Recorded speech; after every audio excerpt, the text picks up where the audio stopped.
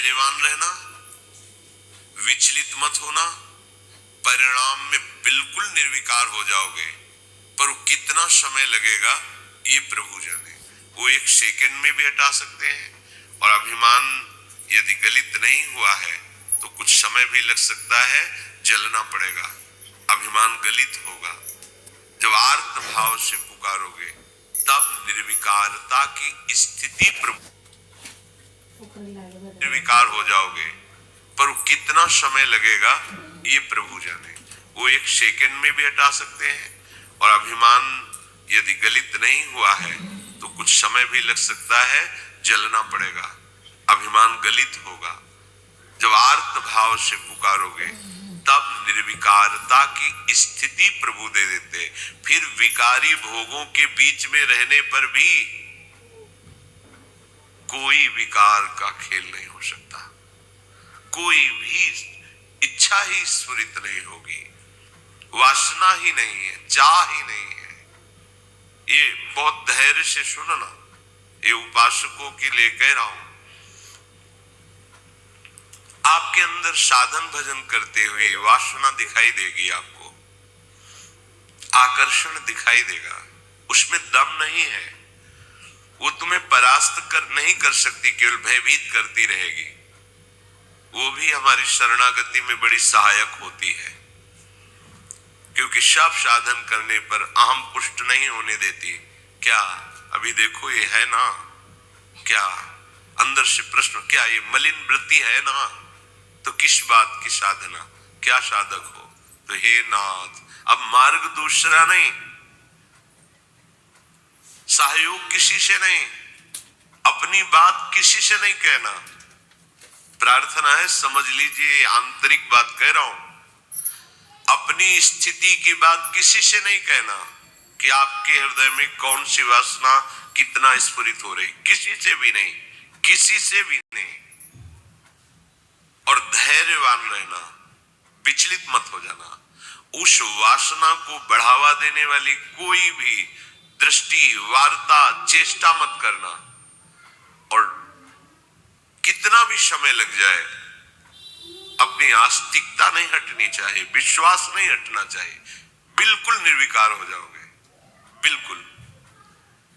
यह गुण साधन ते नहीं हुई, तुम्हारी कृपा पाओ कोई कोई।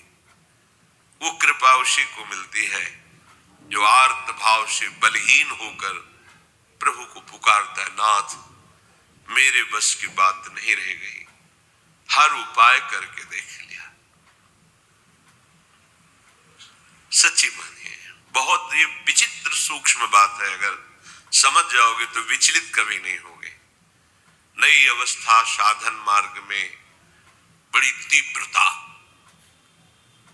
जब देखा सूक्ष्म वासना हृदय में है, सावन का महीना था, जल पीकर सावन भर रहेंगे, देखते हैं वासना कैसे रहती है। कोई फर्क नहीं पड़ा उसमें, अन्न का त्याग करते हैं, कई वर्ष तक आलू गुड़ जो भी फलवश, कभी दूध मिल जाए, गंगा किनारे या गांव में सेव संतरा अंगूर केला, ये तो प्रश्न ही नहीं उठता, कुछ फर्क नहीं पड़ा। वो ऐसी सूक्ष्म स्थान पर बैठी रहती है अहम में, उस पर कोई फर्क नहीं पड़ता। बड़े बड़े सात्विक अनुष्ठान करने पर भी उस पर कोई फर्क नहीं पड़ता। तभी गोस्वामी जी भी लिख रहे हैं, हौ हारे कर जतन विविध विधि अतिशय प्रबल आ जाए, तुलसीदास बस होई तबई, जब प्रभु पेरक बर जाए। बिल्कुल सिद्ध बात समझ लो। गंगा जी में खड़े होकर के आर्त भाव से पुकारते, प्रभु आप देख रहे हैं एकांत सेवन, आप देख रहे हैं संयम आहार, फिर भी वासना क्यों, फिर ये क्यों जला रही है। कोई उत्तर नहीं मिलता। पर दूसरा मार्ग नहीं, किसी का संग नहीं, किसी से प्रश्न नहीं, पता नहीं कैसी सलाह दे दे कि हमारा विश्वास, हमारा धैर्य विचलित हो जाए। नहीं, अपनी बात प्रभु से। प्रार्थना में बहुत सामर्थ्य देखिए। ये अंदर की बात कह रहे हैं, बिल्कुल समझ जाना।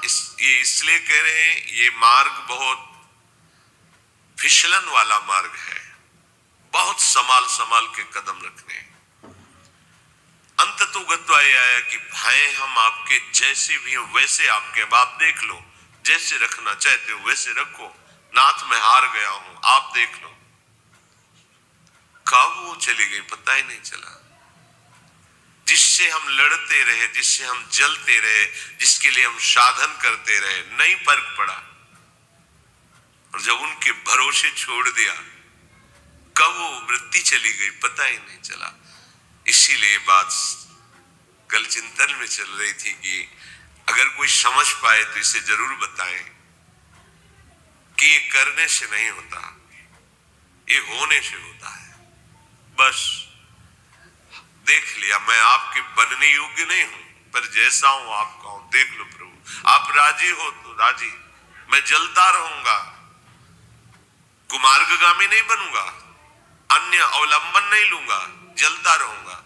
आप राजी हो मेरी जलन में, जीवन भर जलाते रहो, आप देख लो।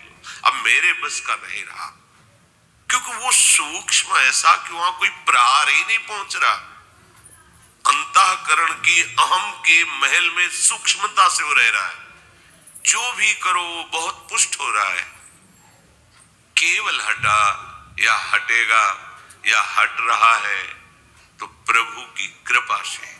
इसलिए बड़े बड़े महापुरुषों के वचनों में दैन्यता और कृपा शब्द आता है। दैन्यता को हम तुच्छा परम मध्यमा, कृपा हेश वृंदावनस्य, ये वृंदावन की महिमा, ये वृंदावनेश्वरी की महिमा, वृंदावनाधीश्वर की कृपा।